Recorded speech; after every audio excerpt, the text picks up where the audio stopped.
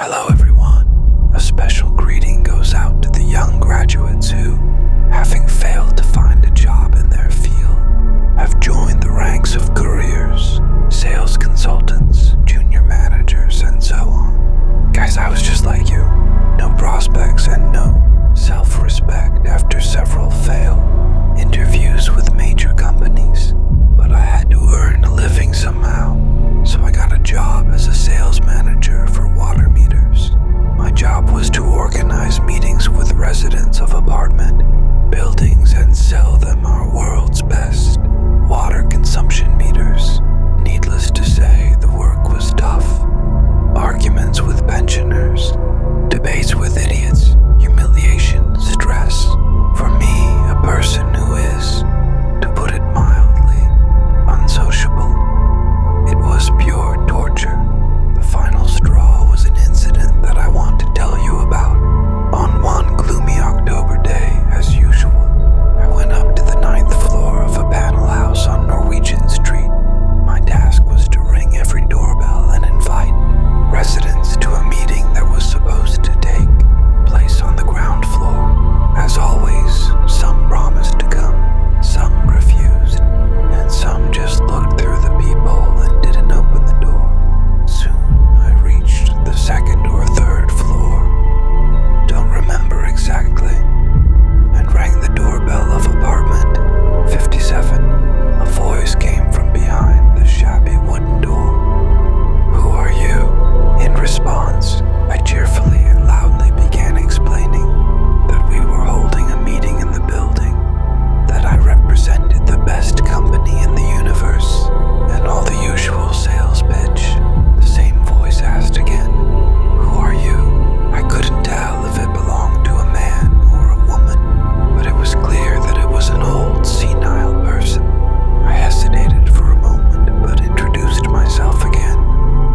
Sergei Maximov, manager at Scamtech. After the third, "Who are you?" I realized that talking was pointless and moved on.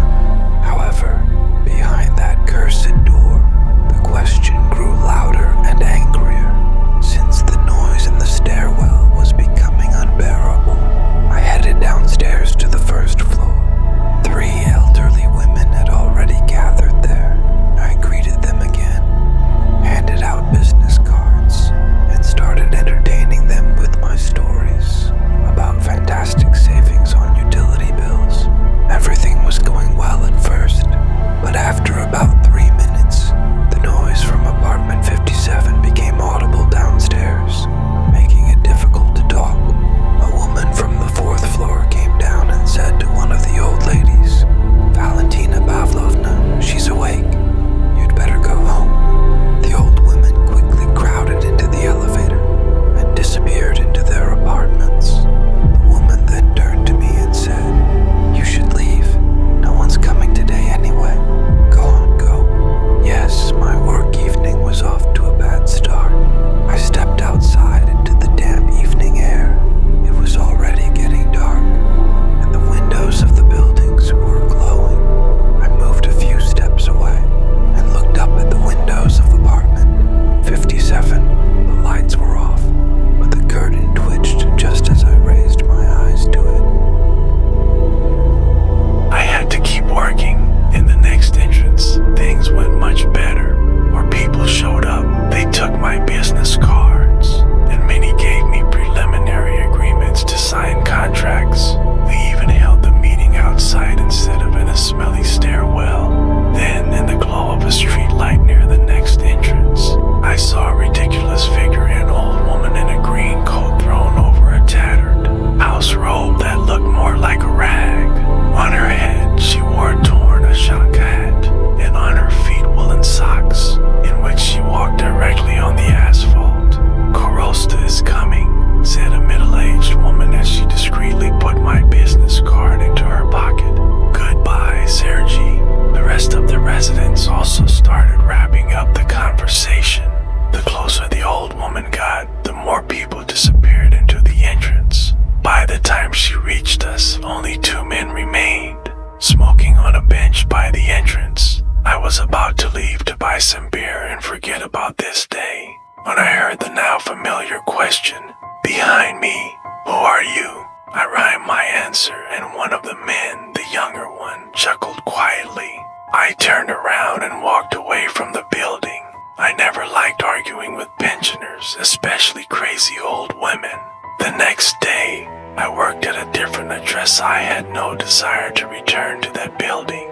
I knew it was irrational, but I didn't want to run into people who had seen my encounter with that old woman. When I had covered all the other houses in the area, I forced myself to finish the job and visit Building 4, where I still had 3 meetings left. As I passed by the entrances I had already visited, I noticed a coffin lid standing by the door. I looked at the photo of the deceased and was unpleasantly surprised. It was the same guy who had laughed at the old woman. The same hairstyle, the same bulbous nose. Once again, I was struck by the absurdity of life. Just a couple of days ago, this man was sitting on a bench smoking after work. Still young, not even 50, and now he was gone. I felt uneasy. I didn't want to enter that high rise to disturb its residents. But work was work. My job was to pester people, which I proceeded to do.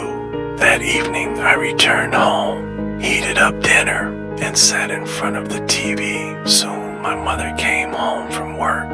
Instead of walking into the apartment, she suddenly slammed the door shut, pressed her eye to the peephole, and stood there, transfixed. "Mom, what's wrong?" I asked, confused by her behavior. "Leave me alone," she whispered, waving me off. I started to worry, but she remained at the peephole for another 15 minutes. Only after dinner did she finally tell me what had happened. Near the tram stop, a strange old woman had grabbed her hand and wouldn't let go. My mother tried to pull away, but the bony fingers clung to her with a death grip. It didn't last long, but while my mother struggled, the old woman hissed something to her that deeply unsettled her. Finally, when she managed to break free and run away, the enraged hag chased her and even made it into our building. She went door to door, ringing the bell and asking startled residents in a croaking voice, "Who are you?" She rang our doorbell several times, but we just sat in silence and waited for it to end. Our neighbor, Uncle Pasha, finally drove her out, almost kicking her out of the entrance. Only outside did he call an ambulance to take the lost mad woman away. In the middle of the night, our doorbell rang again. Our neighbor, in tears, was at the door. My mother asked what had happened. It turned out that in the night, Uncle Pasha had a terrible headache and his blood pressure had skyrocketed. They needed help getting him to the ambulance. Uncle Pasha died in a hospital a few days later, brain hemorrhage. My mother was never the same after that. She seemed to have aged overnight. Her hair turned gray, her eyes grew dim. "Mom, what did that old woman say to you?" I asked. Instead of answering, she whispered something horrifying. I know who woke me. It was your little sonny, Seryozenka. I had a little son too, but I ate him, but never buried his bones. And I'll eat your son too." Her eyes were wild as she rambled about cooking human flesh, mixing it with pagan chants. At first, I begged her to stop in a whisper, then louder and louder. When I finally screamed at her, her face suddenly changed. She looked at me as if she didn't recognize me and asked, "Who are you?"